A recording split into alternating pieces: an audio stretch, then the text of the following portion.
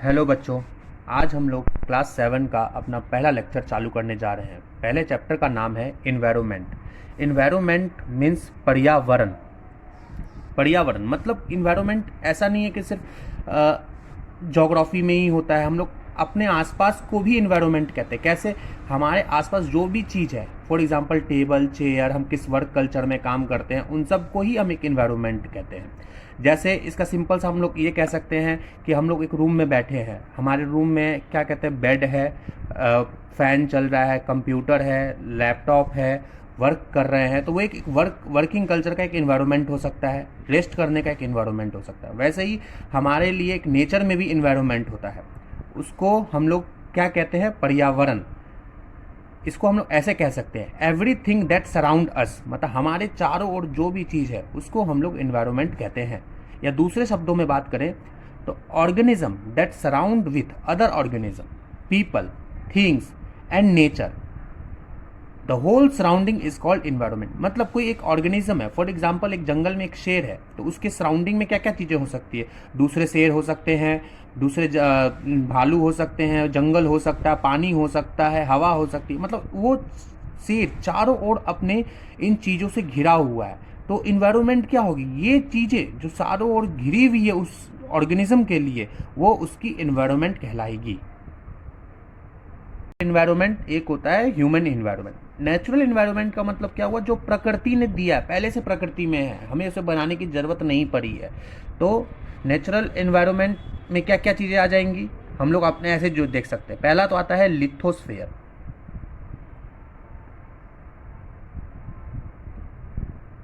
Common term में बात करें तो हम लोग जो अपनी मिट्टी देखते हैं पृथ्वी पे, वो एक तरीके से लिथोस्फीयर का ही पार्ट है। मतलब लिथोस्फीयर क्या है कि ये लिथोस्फीयर है, सॉलिड क्रस्ट है। सॉलिड क्रस्ट किसका? अर्थ का।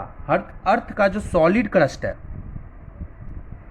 सॉलिड क्रस्ट और hard top layer of earth is called lithosphere. मतलब लिथोस्फीयर क्या? जो हम अपनी धरती पर देखते हैं ऊपरी सतह, ऊपरी जो भाग होता है, उसको हम लोग लिथोस्फीयर कहते हैं। इस लिथोस्फीयर में क्या क्या चीज़ें पाई जाती है? जैसे हम लोग बच्चों में भी खेलते थे तो देखते थे कि सॉइल होता है, सॉइल मिलती है, इसमें मिनरल्स मिलते हैं, एंड रॉक्स इसमें मिलते हैं। ETC are found in this lithosphere,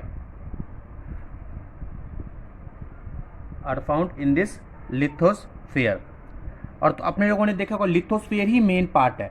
lithosphere में ही क्या क्या आता है? जैसे मान लो, समझ लो, माउंटेन्स भी अपने लोग को लिथोस्फीयर में ही मिलेंगे, प्लेट्यूज भी लिथोस्फीयर में ही मिलेंगे, लिथोस्फीयर में ही रिवर्स मिलेगी। ये सब सारी चीज़ें लिथोस्फीयर में ही मिलती है। लिथोस्फीयर अगर नहीं होता तो हम इन सब चीज़ के बारे में सोच भी नहीं सकते थे। इसी तरह अब दूसरा क्या हो जाएगा? दूसरा हो जाएगा हाइड्रोस्फेयर। हाइड्रोस्फेयर को ऐसे समझ सकते हैं, हाइड्रो का मतलब होता है वाटर। ठीक है? जहां जहां पे भी वाटर मिलता है उसको हम लोग हाइड्रोस्फीयर कहते हैं। तो the domain of water on earth is referred as hydrosphere. Example, river, lakes, ocean. मतलब जहाँ जहाँ पे वाटर पाया जाता है, मतलब जिस जोन में वाटर मिलेगा हम लोग हाइड्रोस्फीयर कहेंगे। हाइड्रो का, जैसे हमने बताया, हाइड्रो का मतलब ही वाटर होता है, तो उसको हम लोग हाइड्रोस्फीयर कहेंगे। तीसरा आता है अपने लोग के लिए, atmosphere.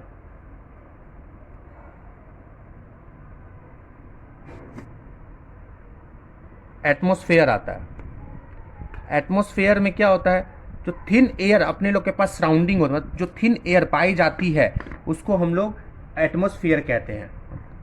The thin layer that surround us is called atmosphere.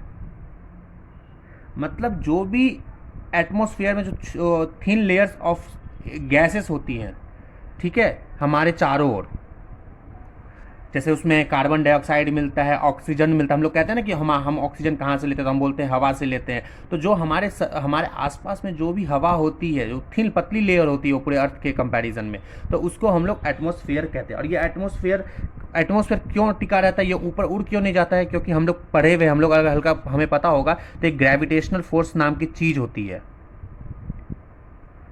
Gravitational force नाम की चीज होती है जो इन चीज़ों को अपनी तरफ नीचे खींचती है। हमें पता है ना कि जो भी चीज़ ऊपर जाती है वो अपने आप नीचे आने लगती है। क्यों? क्योंकि वो ग्रेविटेशनल फोर्स उसको अपनी तरफ खींचती है। तो इसलिए ग्रेविटेशनल फोर्स क्या करती है, इसको होल्ड्स करती है, एटमॉस्फेयर को।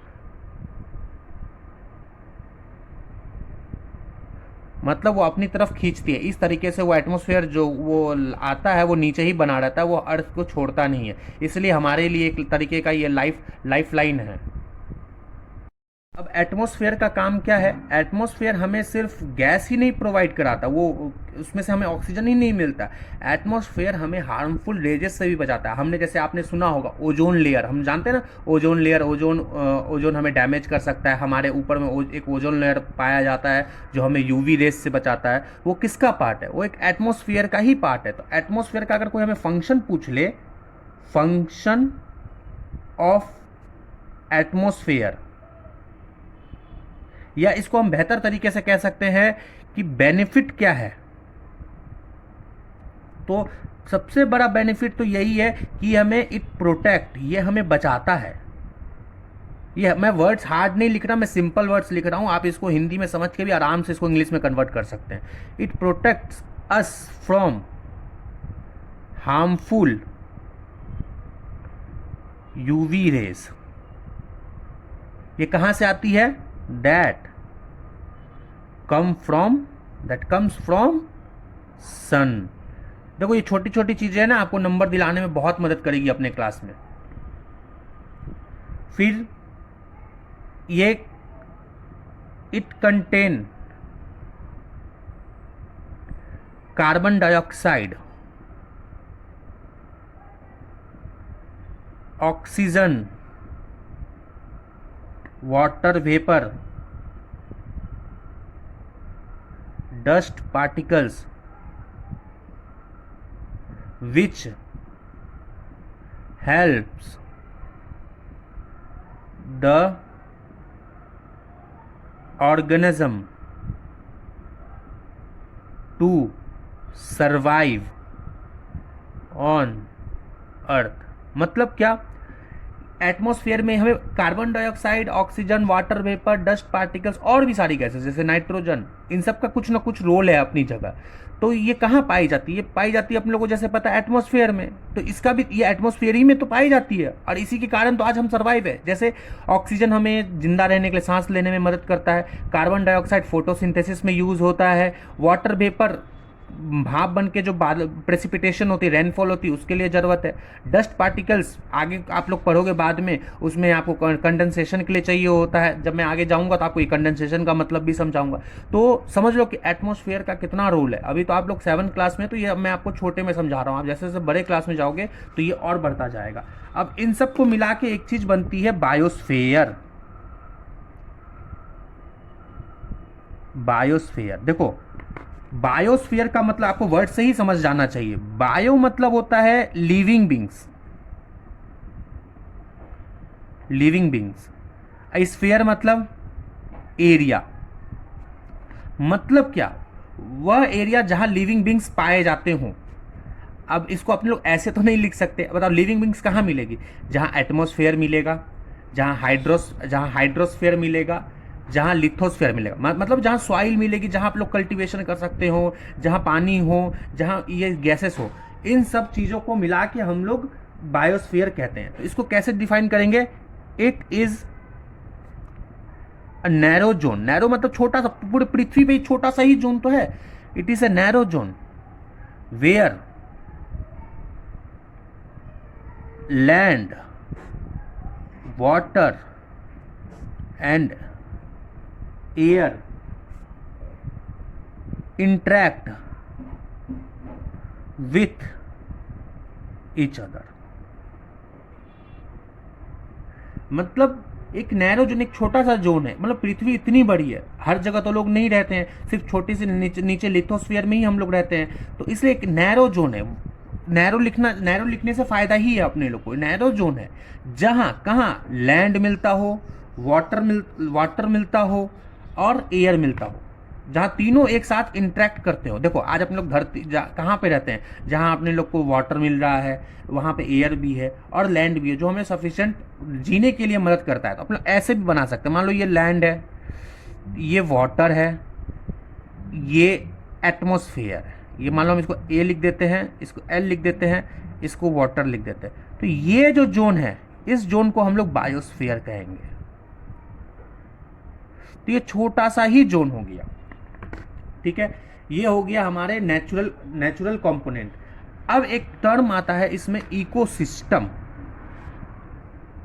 इकोसिस्टम, इकोसिस्टम मतलब क्या होता है? ये चीज बहुत जरूरी, क्योंकि आने वाले नेक्स्ट क्लासेस में आपको इसको समझने के लिए बहुत चीजें आएंगी, ठीक है। ये एक तरीके का रिलेशनशिप है, किसके बीच में? एक ऑर्गेनिज्म के उसके सराउंडिंग के साथ, ठीक है। मतलब एक ऑर्गेनिज्म है, जैसे मैंने आपको समझाया था कि मैं आज मान लो कि आप लोग के लिए भी कोई सराउंडिंग्स होगी। मान लो आप किताबें पढ़ते हो, एक आप स्कूल जाते हो, ठीक है। स्कूल जाते हो तो आपके पास टीचर है जो आपको पढ़ा रहे हैं, आपके पास किताब है, आपके कोई दोस्त है, मतलब कि आपका उनसे कुछ ना कुछ संबंध है। तो वही चीज एक इकोसिस्टम कहलाती है। तो इकोसिस्टम का क्या हो जाएगा? The relation ship between